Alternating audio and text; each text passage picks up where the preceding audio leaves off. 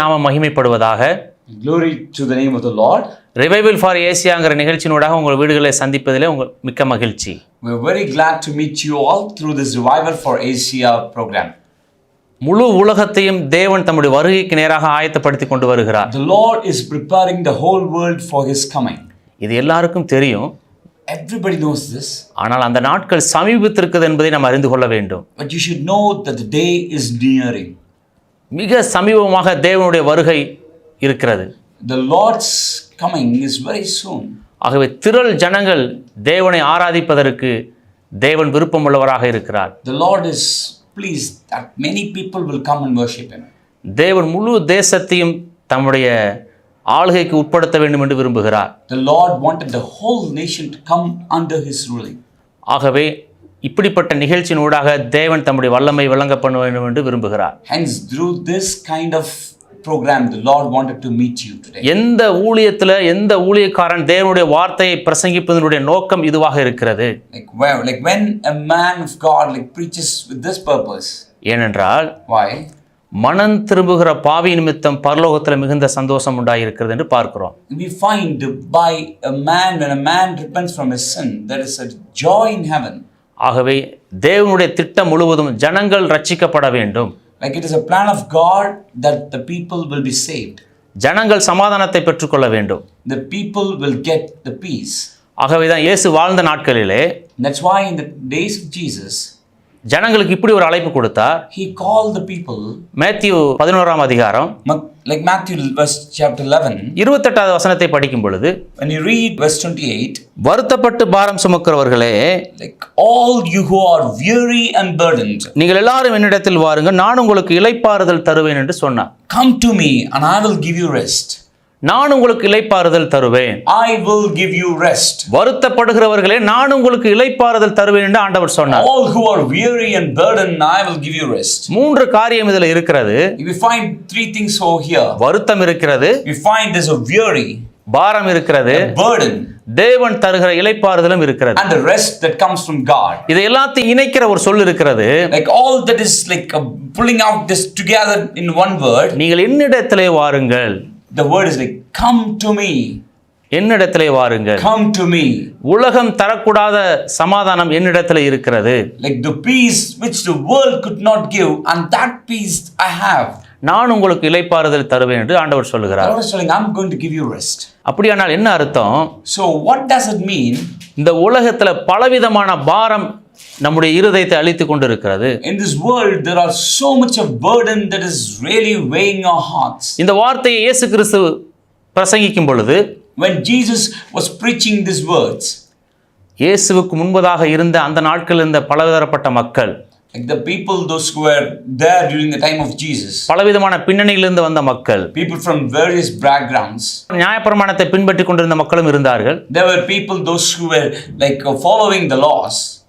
தேவனை அறிந்து கொள்ள வேண்டும், இயேசு கிறிஸ்துவை பார்க்க வேண்டும் என்று பிற ஜனங்களும் வந்திருக்க வாய்ப்பு இருக்கிறது. Like there would have been definitely so many other people, Gentiles would have also come to meet Jesus. அவருடைய இருதயத்தில் இருந்த பாரத்தை அறிந்த ஆண்டவர், Jesus who knew their burdens in their hearts, அவருடைய வாழ்க்கையில் இருந்த போராட்டத்தை அறிந்த ஆண்டவர், the Lord who knew the struggles that is in their hearts, இந்த அழைப்பை கொடுத்தார். and the Lord has given this calling. இது யாருக்கான அழைப்பு? Like for whom this calling is? வருத்தப்படுகிறவர்களுக்கான அழைப்பு. It is a calling to the people those who are weary. இது யாருக்கான அழைப்பு? Like this calling is towards whom? பாரம் சுமக்கிறவர்களுக்கான அழைப்பு. It is the people who carry their burdens. இது யாருக்கான அழைப்பு? Like it is the calling towards whom? தேவனை கிட்டி சேர்வதற்கான அழைப்பு. It is a calling to come closer to God. இப்படிப்பட்ட காரியங்கள் மூலமாக தேவன் தம்முடைய பிள்ளைகள் தம்மிடத்தில் வர வேண்டும் என்று ஆண்டவர் விரும்புகிறார். Through this kind of things the Lord wanted to draw his people towards him. ஆகவே இந்த நாட்களிலே, Therefore these days, நம்முடைய வாழ்க்கையில நடந்து கொண்டிருக்கிற காரியத்து நிமித்தம் சமாதானத்தை தொலைத்த நபர்களை எங்கும் பார்க்க முடிகிறது. we find there are so many people around us who lost their peace. இந்த வார்த்தை கேட்க வந்த ஜனங்கள், like the people those who came to hear these words, அவங்க ஆசீர்வாதத்தை கேட்பதற்காக இயேசு கிறிஸ்துவினிடத்தில் வரல. they did not come to Jesus to listen to some kind of blessing. தங்களுடைய வாழ்க்கையில ஒரு சமாதானத்தை இழந்தவர்களாக இருக்கிறார்கள் என்பதை இயேசு கிறிஸ்து அறிந்திருந்தார். Jesus knew that they have lost some kind of peace in their life. ஆகவே தான் ஆண்டவர் சொன்னார், That's why Jesus is saying, நீங்க வருத்தப்பட்டு பாரம் சுமந்துட்டே இருக்கிறீங்க, like you are weary and burdened in your heart. நீங்க வாங்க, நான் உங்களுக்கு இளைப்பாறுதல் Jesus தரேன். is telling, come to me and I will give you rest. இந்த வார்த்தையை ஆண்டவர் சொல்லிவிட்டு As Jesus, and Jesus told this verse, 29வது வசனத்தை பாருங்க. in verse 29 you see this. நான் சாந்தமும் மனத்தாழ்மையுமாய் இருக்கிறேன், Look at this. For I am gentle and humble, என் நுகத்தை உங்கள் மேல் ஏற்றுக்கொண்டு and you take my yoke upon you என்னிடத்தில் கற்றுக்கொள்ளுங்கள், and learn from me, அப்பொழுது உங்களுடைய ஆத்துமாக்களுக்கு இளைப்பாறுதல் கிடைக்கும். then you will find rest for your souls. அப்பொழுது உங்கள் ஆத்துமாக்களுக்கு இளைப்பாறுதல் கிடைக்கும். Then you will find rest for your souls. இளைப்பாறுதல் எங்க கிடைக்குது? Where you will find this rest? தேவ சமூகத்துல இளைப்பாறுதல் கிடைக்கிறது. You will find the rest in the presence of God. பணத்தை கொடுத்து இன்னைக்கு இளைப்பாறுதலை பெற்றுக்கொள்ள முடியாது. You will never be getting a rest by giving some money. வேதம் தெளிவாக சொல்கிறது, The Bible is very clear. என்னிடத்துல வந்து இளைப்பாறுதலை பெற்றுக்கொள்ளுங்கள் என்று ஆண்டவர் சொல்லுகிறார். Come to me and get this rest. நம்முடைய ஆண்டவர் எப்படிப்பட்டவர்? How is our Lord? இளைப்பாறுதலை தருகிறவராம். He is a God who gives you comfort and rest. இன்னைக்கு முழு உலகமும் தங்களுடைய வாழ்க்கையில சமாதானத்தை பெற்றுக்கொள்வதற்காக பணத்தை செலவழிக்கிறது மாத்திரமல்ல, தங்களுடைய ஆஸ்திகளையும் அளிக்கிறவர்களை பார்க்கிறோம். Today we find in the whole world people are not only spending their money, they are slowly like destroying or leaving out all the possessions.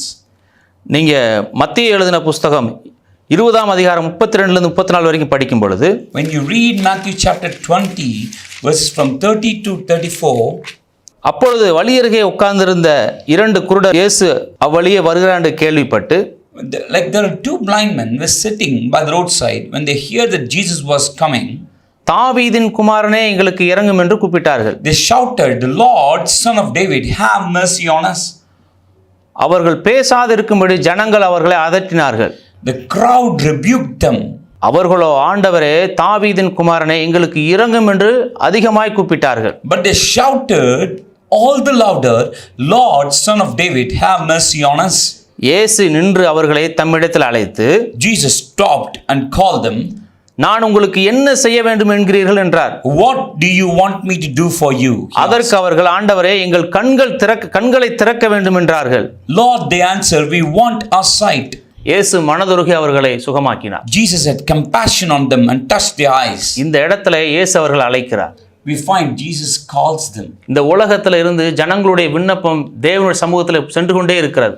Like from the world, the plea towards Lord is going continually. ஆனால் யாரிடத்திலே நம்முடைய விண்ணப்பங்கள் செல்கிறது?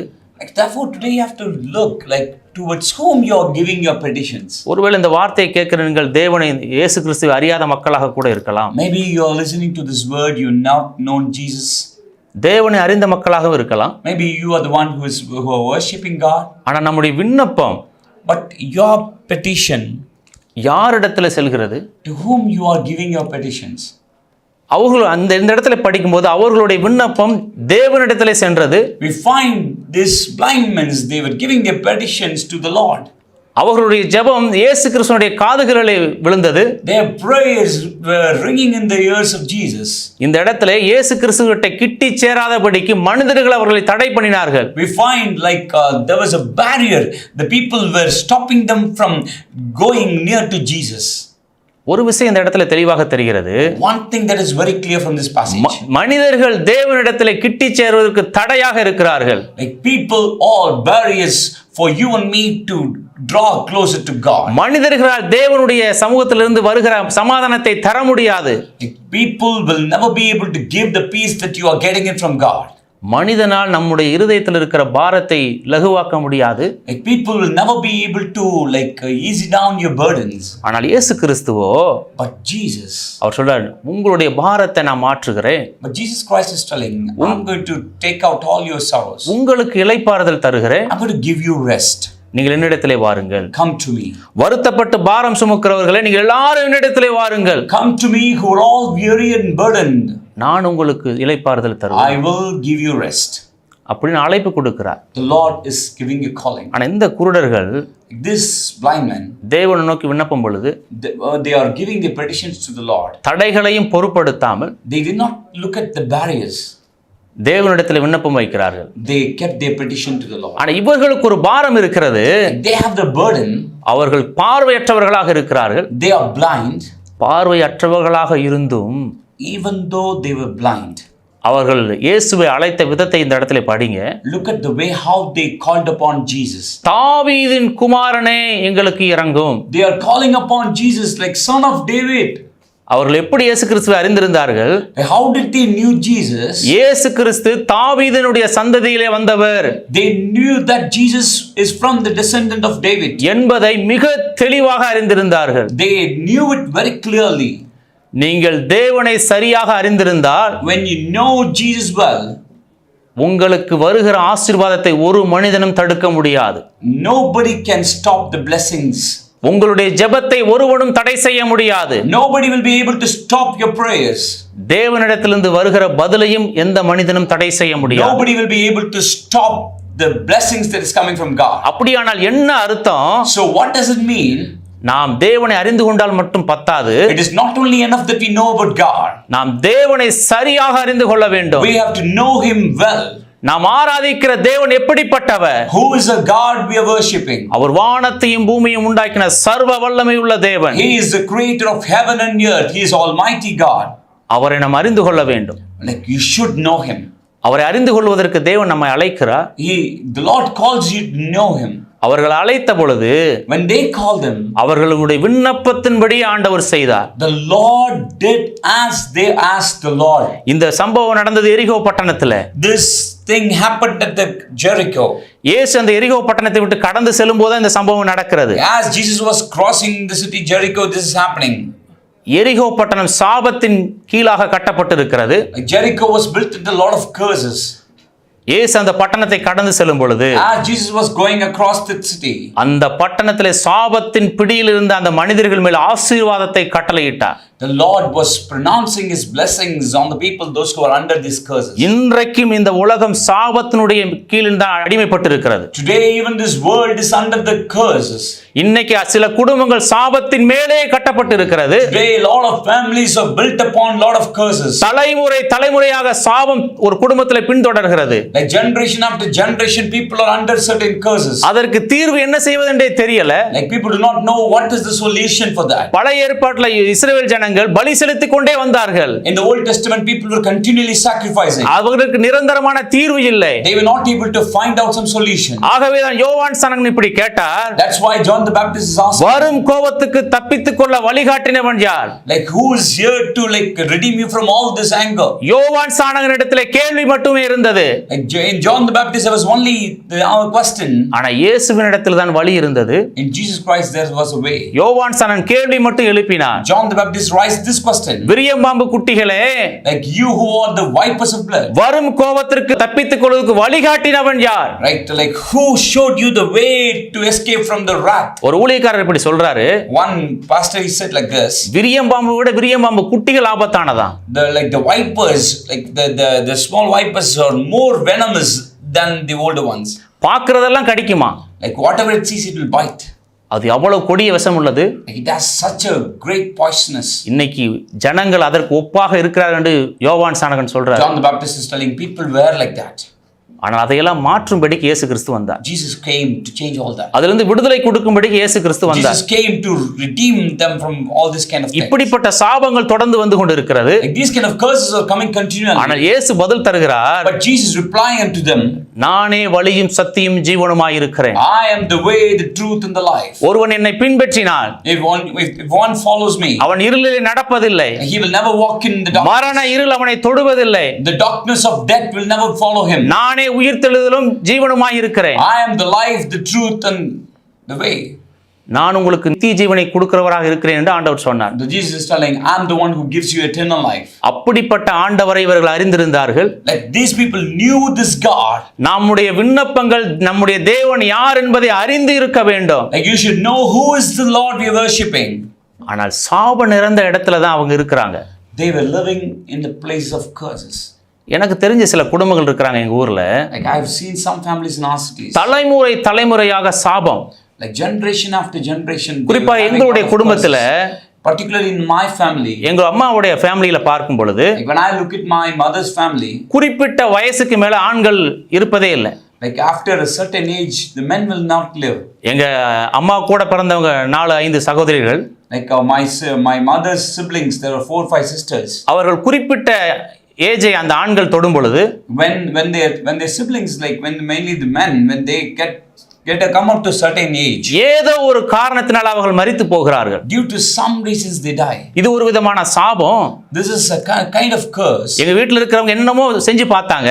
In my house people were trying to do something. இந்த சாபம் தொடர்ந்து வந்து கொண்டே இருந்தது. But still this curse continued. அதை மாற்ற யாராலும் முடியல. Nobody were able to change this. ஏன்னா அந்த பட்டணம் ஒருவேளை சாபத்தின் மேல் கட்டப்பட்டிருக்கலாம். Because like the city, the whole family was built upon some curses. இன்னைக்கு சாபத்தினால பிடிக்கப்பட்டிருக்கிற ஜனங்களை எங்கும் பார்க்க முடிகிறது. We find there are so many people were built on curses, like they were caught by curses. ஜனங்கள் தங்களுடைய சமாதானத்திற்காக எவ்வளவு பணத்தையும் செலவு செய்வதற்கு ஆயத்தமாக இருக்கிறார்கள். People are ready to even spend so much of money to remove all these curses. ஆனால் ஆண்டவரோ But Jesus, இலவசமாக தம்முடைய ஜனங்களுக்கு சமாதானத்தை தருவதற்கு ஆயத்தமாக இருக்கிறார். freely he is ready to give his peace unto you. அந்த இயேசு கிறிஸ்துவை நாங்கள் உங்களுக்கு பிரசங்கிக்கிறோம். And that Jesus Christ we are speaking to you. நீங்கள் நம்புகிற நம்பிக்கை சரியான இடத்துல இருக்க வேண்டும். Like your belief has to come from the right place. நீங்கள் வணங்குகிற தேவன் எப்படிப்பட்டவர் என்பதை அறிந்து நீங்கள் விண்ணப்பங்களை ஏறெடுக்கணும். Like you should know who is the Lord you worshiping and you should utter your prayers to him. தேவ பிள்ளைகளுடைய விண்ணப்பம் இப்படிப்பட்டவைகளாய் இருக்க வேண்டும் என்று சொல்லி தான் தேவன் விரும்புகிறார். The Lord wanted his people to pray like this. அந்த இடத்துல எரிகோவிலிருந்து இயேசு கிறிஸ்து கடந்து செல்லும் பொழுது as Jesus was passing through the ways of Jericho, அந்த மனிதர்கள் மேல் தேவன் தம்முடைய ஆசீர்வாதத்தை கட்டளையிட்டார். and the Lord pronounced his blessings on them. அவருடைய கண்கள் திறக்கப்பட்டது. Their eyes were opened. ஆனா அவங்க விண்ணப்பம் பண்ணும்போது அவங்களுடைய நிலைமையை பாருங்க. When they were praying, look at their state. அவர்களுக்கு கண்கள் இல்லை. They don't have eyes. பார்வையற்றவர்கள். Like they are blind. இன்னைக்கு தேவனிடத்தில் விண்ணப்பம் பண்ணுகிற நீங்களும் நானும் பார்வை உடையவர்களாக இருக்கிறோம். Today you and me, like we have sight. தேவனுடைய விண்ணப்பம் பண்ணுவதற்கு நமக்கு பார்வை இருக்கிறது. You and me have sight to plead unto the Lord. வேதத்தை படிப்பதற்கு நம்முடைய கண்களுக்கு வெளிச்சம் இருக்கிறது. Like you and me have the light to see the word of God. தேவனிடத்தில் கிட்டி சேர்வதற்கு நமக்கு வேதாகமம் இருக்கிறது. Like you and me have the Bible to go closer to God. நல்லது தீமைது என்று எது என்று பார்ப்பதற்கு நம்முடைய கண்கள் இன்றைக்கும் திறந்தே இருக்கிறது. Today also your eyes are open to distinguish between what is good and what is evil. ஆனாலும் நம்முடைய வாழ்க்கையிலே சமாதான குறைவு தொடர்ந்து கொண்டே வருகிறது. But still then the peaceless situation is continuing. அநேகர் இப்படி கேள்வி எழுப்புவதை நானே பார்த்திருக்கிறேன். I have seen so many people are raising these questions. இத்தனை வருடங்களாக இயேசு கிறிஸ்துவை பின்பற்றுகிறோம். These many years we are following Christ. ஆனா ஒரு குறிப்பிட்ட நேரத்தில் அவங்களே சோர்ந்து போகிறத பார்க்கிறோம். But at certain point we find the people themselves are drowned. இந்த சம்பவத்தை இந்த காரியத்தை எங்களுடைய வாழ்க்கையிலிருந்து அகற்றவே முடியலங்க. If they say like this kind of things are not going away from our lives. என்னென்னமோ பண்ணி பார்த்துட்டேன். They're telling like we did a lot of things. அப்படின்னு யோசிச்சுக்கிட்டு இருக்கிறீங்களா? Maybe you are also thinking like that. தேவன் இந்த இடத்துல பதில் தருகிறார். The Lord is answering you today.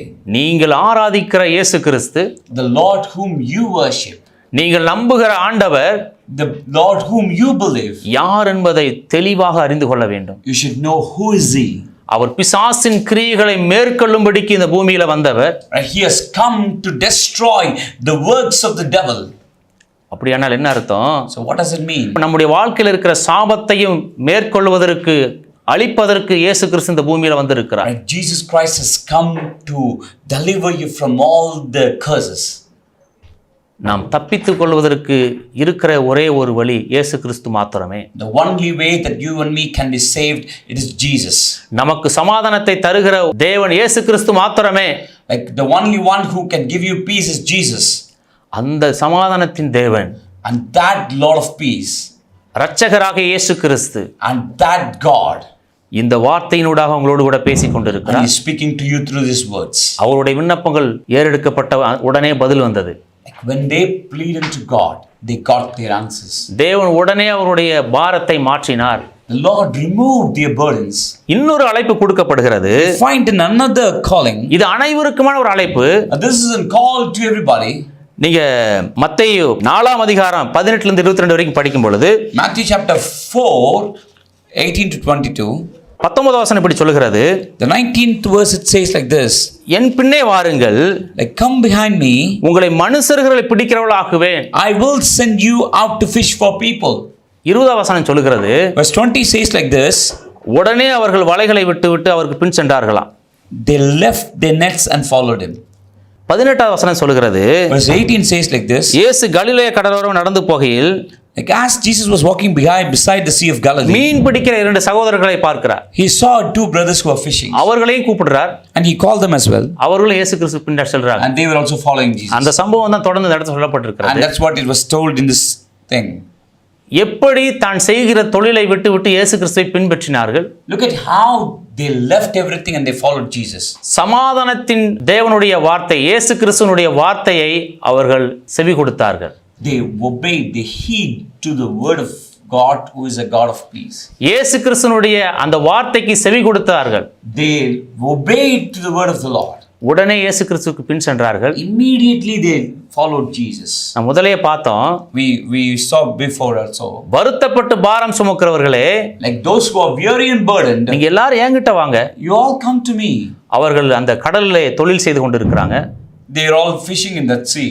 இயேசு கிறிஸ்துவினுடைய வார்த்தை, அந்த சமாதானமான வார்த்தை அவங்களுடைய இருதயத்தை ஒருவேளை நிரப்பி இருக்க வேண்டும். Definitely the word of God was filled their hearts with a lot of peace. இல்லாவிட்டால் எப்படி ஒரு மனிதன் தன் தொழிலை விட்டு செல்ல முடியும்? Definitely think of like how a man would leave his business and he'll go and follow. இன்றைக்கு இந்த வார்த்தை பிரசங்கிக்கிற நாங்கள், Today as we preach the gospels to you, ஒரு காலத்துல ஏதோ ஒரு தொழிலை செய்து கொண்டிருந்தவர்கள், like at one point of time we were doing some kind of ஏதோ ஒரு இடத்துல வேலை செய்து கொண்டிருந்தோம். or some kind of job at some place. எங்களையும் இயேசு கிறிஸ்து அழைத்தார். Like even the Lord has called us as well. இயேசு கிறிஸ்துவினுடைய வார்த்தை, The word of Jesus, எங்களுடைய இருதயத்தில் சமாதானத்தை தந்தபடியினாலே, it has filled our hearts with a lot of peace. எங்களுடைய வாழ்க்கையில ஒரு விடுதலையை கட்டளையிட்டபடியினாலே, Since it has brought a lot of deliverance in our heart. இந்த சமாதானத்தின் தேவனை உங்களுக்கு அறிவிக்கிறோம். And that's what we are proclaiming, this God of peace to you. எங்களுடைய வாழ்க்கையில காணப்படுகிற சாபத்தை மாற்றினபடியினாலே, Since the Lord has removed all the curses from our life. எங்களுடைய வாழ்க்கையில தேவன் எங்களுடைய பாரத்தை தூக்கி போட்டதினாலே, Since the Lord has removed all the burdens from us. அந்த தேவனை உங்களுக்கு அறிவிக்கிறோம். And we are telling that God to you. Mark 5ஆம் அதிகாரத்தை படிக்கும் பொழுது, When you look at Mark chapter 5, அங்கு ஒரு சம்பவம் சொல்லப்பட்டிருக்கிறது. we find a particular incident there. அங்கு ஒரு சகோதரி வர்றாங்க. You find the woman there. 5ஆம் அதிகாரம் 26ஆம் வசனத்தை படிக்கும் பொழுது, When you look at verse 26, அநேக வைத்தியர்களால் மிகவும் வருத்தப்பட்டு she had suffered a great deal under the care of many doctors, தனக்கு உண்டானவர்களை எல்லாம் செலவழித்தோம், and had spent all she had. சற்றும் குறையாமல், Yet instead of getting better, அதிக வருத்தப்படுகிற பொழுது she grew worse. அவள் இயேசு குறித்து கேள்விப்படுகிறார். She was hearing about Jesus as she was going through a lot of troubles. வருத்தப்படுகிறதற்கான ஒரு அழைப்பு ஆண்டவர் விடுகிறார். The Lord is giving a call to those people, those who are suffering. வருத்தம் பல விதத்திலே வருகிறது. Like the weariness, the suffering comes in a lot of ways. ஆனா இந்த இடத்திலே அவர்களுடைய சரீரத்தில் ஏற்பட்ட ஒரு வியாதியின் நிமித்தம் அந்த இது வருகிறது. Here you find she was suffering due to the sickness that she has. அவங்க என்ன செய்றாங்க, அநேக வைத்தியர்கிட்ட போயிட்டாங்க. Like she went to so many doctors, ஆனால் சுகம் கிடைக்கல. but she did not get a healing. எவ்வளவோ காசை செலவு பண்ணிட்டாங்க. Like she spent so much of money, கொஞ்சம் கூட குறையல. not even a little was reduced. அதிக வருத்தப்படுறாங்களா? Like the thing got worse. ஒருவேளை உங்களுக்கு வியாதி இருக்கலாம். Maybe you are also suffering with a lot of sickness. தொடர்ந்து நீங்க சிகிச்சை பெற்றுக் கொண்டு இருக்கலாம். Maybe continually you are taking treatments. என்னுடைய பிள்ளைகளுக்கு என்ன ஆகுமோன்னு சொல்லி நீங்க பயந்து கொண்டு இருக்கலாம். Maybe you are worried, like what will happen to my children? அந்த பாரம் உங்கள் இருதயத்தை அழித்துக் கொண்டு இருக்கலாம். Maybe that burden is weighing your heart so much. இந்த நாளிலே தேவன் தம்முடைய சமூகத்துக்கு நேராக வரும்படி உங்களை அழைக்கிறார். Today the Lord is calling you, drawing you closer to Him. இயேசு அந்த பாரத்தை உங்களுடைய இதயத்திலிருந்து தூக்கி போட வேண்டும் என்று விரும்புகிறார். The Lord wanted to take out that burden from your heart. அந்த வேதனையை மாற்ற வேண்டும் என்று விரும்புகிறார். The Lord wanted to take out that pain from your heart. அதிலிருந்து ஒரு விடுதலையை தர வேண்டும் என்று And விரும்புகிறார். the Lord wanted to give a healing from that. சில நேரங்களில் ஒரு வியாதி தொடர்ந்து தலைமுறையாக தொடர்ந்து வரும். Maybe at some point of time, like there are some sickness that continually comes in your life. இது மாற்ற முடியாது என்று நீங்கள் நினைத்துக் கொண்டிருக்கலாம். Maybe you are thinking, oh, this will never change. வானத்தையும் பூமியும் உண்டாக்கின சர்வ வல்லமையுள்ள தேவன் உங்களோடு கூட இருக்கிறார். Do you know that the Lord who created the heavens and earth, He is with you? அவர்தான் தன்னுடைய சமூகத்துக்கு வரும்படி உங்களை அழைக்கிறார். And He is the one who is summoning you to come to நான் Him. இயேசுவின் நாமத்தில் சொல்லுகிறேன், And in the name of Jesus, இந்த வார்த்தைக்கு செவி கொடுக்கிற நீங்கள், like as you are listening to this word, எப்பேற்பட்ட வியாதியில் சிக்கி இருந்தாலும், like whatever the sickness that you are going through, இந்த வார்த்தைக்கு செவி கொடுக்கும்போது தேவனுடைய வல்லமை உங்க வீட்டுக்குள் பிரவேசிக்கும். even as you are listening to this word, the power of the Lord is coming into your house. பாதிக்கப்பட்ட அந்த உறுப்புகளுக்குள்ளே தேவனுடைய வல்லமை கடந்து வரும். The Lord's word is penetrating into the places which you are having sickness. பாதிக்கப்பட்ட உறுப்புகள் புதிய உறுப்புகளாக மாறும். Maybe the parts of your body that is destroyed by the sickness and is going to be transformed right now. இரட்சகராக இயேசு கிறிஸ்துவை நீங்க அறிந்து கொள்ளுங்கள். And know the God who is your Savior. அப்பொழுது உங்களுடைய வாழ்க்கையில இளைப்பாறுதல் கிடைக்கும். Then you will have the rest in your life. அந்த ஆண்டவர் இன்றைக்கு உங்க வீட்டுக்குள் கடந்து வந்திருக்கிறார். And that Lord has come into your house today. படுக்கையில படுத்துக்கிட்டு கண்ணீர் வடிச்சிட்டே இருக்கீங்க பாருங்க. Maybe like you are just on your bed and you're crying. எல்லாரையும் வீட்டு பிள்ளைகள் எல்லாம் கணவர் எல்லாம் அனுப்பி விட்டுட்டு கதவை பூட்டிட்டு படுத்து அழுது கொண்டு இருக்கீங்க பாருங்க. Maybe like you sent all your children and your husband out and you're crying. எதிர்காலத்தை குறித்து கலங்கி கொண்டிருக்கீங்க பாருங்க. Maybe you're crying because thinking of your future. உங்களுடைய கண்ணீரை துடைக்க வேண்டும் என்று ஆண்டவர் வந்திருக்கிறார். Today the Lord has come to you to like wipe out your tears. எனக்கு உதவி செய்ய யாருமே இல்லைன்னு சொல்லி தவிக்கிறீங்க பாருங்க. Maybe you're thinking, oh, there is nobody to help me.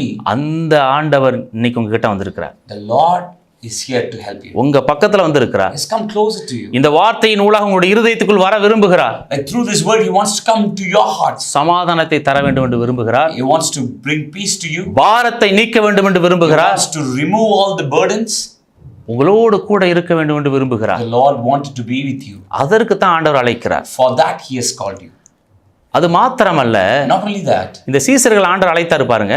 like as the Lord is calling His disciples, அவர்களைப் போல மற்றவர்களையும் மாற்ற வேண்டும் என்று விரும்புகிறார். the Lord wanted to change others as well. அவருடைய வாழ்க்கையில் இருந்த எல்லா குறைவுகளையும் இயேசு கிறிஸ்து மாற்றினார். The Lord removed all their like problems from them. நீங்க அப்போஸ்தல நடவடிக்கைகளை தொடர்ந்து படிச்சு பார்த்தீங்கன்னா, Like if you read the Acts of the Apostles continually, அந்த சீசர்களை கொண்டு like through those disciples, தேவன் பலத்த காரியங்களை the செய்தார். Lord was doing mighty things. அதை போலவே In the same way, உங்களை கொண்டும் பிறருக்கும் அற்புதம் செய்ய வேண்டும் என்று ஆண்டவர் விரும்புகிறார். today through you also the Lord wanted to do a miracle. இந்த ஸ்திரீக்கு செஞ்சது மட்டுமல்ல, Not only for this woman, சீசர்களுக்கு செஞ்சது மட்டுமல்ல, not only for the disciples, அன்றைக்கு இயேசு கிறிஸ்துவுக்கு முன்பாக உட்கார்ந்திருந்த அந்த ஜனங்களுக்கு செய்தது மட்டுமல்ல, not only for the people those who sat, இன்றைக்கும் ஜீவிக்கிறவராக இயேசு கிறிஸ்து இருக்கிறார். even today Jesus is living. மரித்தும் உயிர்த்தெழுந்த ஒரே ஒரு ஆண்டவர், He died but He resurrected again. சதா காலங்களும் உயிரோடு கூட இருக்கிறவர், The one who lives forever and ever, மீண்டும் இந்த உலகத்திற்கு திரும்ப வரப்போகிறவர், the one who is going to come back again to this earth நம்முடைய ஜனத்தை கூட்டி சேர்க்க போகிறவர், in order to take away His people. அப்படிப்பட்ட ஆண்டவர் உங்க பக்கத்துல இருக்கிறார். And that Lord is near to you. அவருக்கு உங்களுடைய இருதயத்தை திறந்து கொடுங்க. Open your hearts to this Jesus. அவர் உங்கள் குடும்பத்திலே தங்குவதற்கு இடம் கொடுங்க. Give place to Him. அவர் உங்களுடைய இருதயத்திலே தங்குவதற்கு இடம் கொடுங்க. Give place in your hearts for Jesus. உங்க ஆத்துமாக்களுக்கு இளைப்பாறுதல் கிடைக்கும். You will find rest in your உங்களுடைய souls. வருத்தங்கள் மாறும். Your weariness will change. நாம் ஜெபிப்போம். Let's pray. பரிசுத்தமுள்ள நல்ல ஆண்டவரே, Our Holy Father, இந்த அருமையான வேலைக்காக நன்றி செலுத்துகிறோம். Father, we thank you for this time. ஆண்டவரே, இந்த வார்த்தையை கேட்டு உம்முடைய வார்த்தைக்கு செவி கொடுத்த ஜனத்தினுடைய இருதயத்துல, Father, the people who have listened to this word and they have given space for you in their hearts, ஒருவேளை அவங்களுடைய குடும்பத்துல maybe in their family, உம்முடைய ஆளுகை கடந்து வரட்டும். Father, we pray that you will வியாதிகள் மாறட்டும். Father, let the sickness get changed. சாபங்கள் மாறட்டும். Father, change all their curses. தலைமுறையாக தொடர்கிற வியாதியினுடைய வருத்தங்கள் மாறட்டும். Maybe throughout the generation they are facing some sicknesses, and I pray that it will change. ஆண்டவரே, உம்முடைய பிள்ளைகளுக்கு Father, for your children, நீர் கொடுக்கிற விடுதலை, Father, what are the blessings and the deliverance that you're giving, நீர் கொடுக்கிற சமாதானம், the peace that you're giving, தலைமுறையாக தொடரட்டும் என்று சொல்லி நாங்கள் ஜெபிக்கிறோம். let it come generation after generation. இவர்கள் மூலமாக அநேகருக்கு அற்புதங்களை நீர் கொண்டு வருவீராக. Father, through them bring blessings to many, God.